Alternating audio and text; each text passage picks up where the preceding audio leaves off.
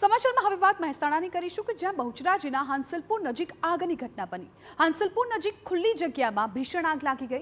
ભીષણ આગને કારણે જોવા મળ્યા છે ધુમાડાના ગોટે ગોટા। આગની ઘટનામાં પ્લાસ્ટિકની પાઇપો બળીને ખાખ।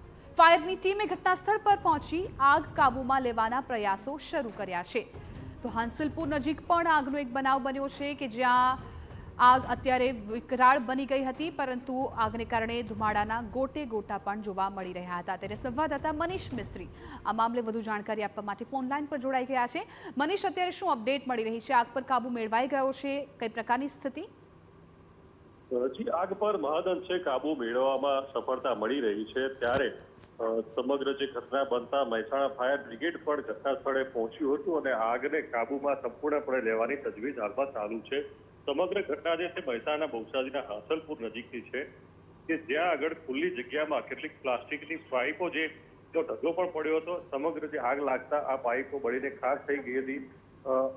આ સિવાય પણ શું મુદ્દામાલ હતો, શું સળગી ગયું છે, તમામ વિગતોની તપાસ પણ ચાલુ છે અને જે આગનું વિકરાળ સ્વરૂપ હતું તેને મોટા ભાગે કાબુમાં લેવામાં આવ્યું છે। પ્રશ્ન એ થાય છે, બહુચરાજી નગરપાલિકા તો બની ગઈ છે, પરંતુ હજુ સુધી ફાયર ફાઇટરની સુવિધા નથી। તેના કારણે બહુચરાજીમાં જ્યારે પણ આગ લાગતી હોય ત્યારે મહેસાણાથી ફાયર બ્રિગેડ દોડાવવાની જરૂર પડતી હોય છે।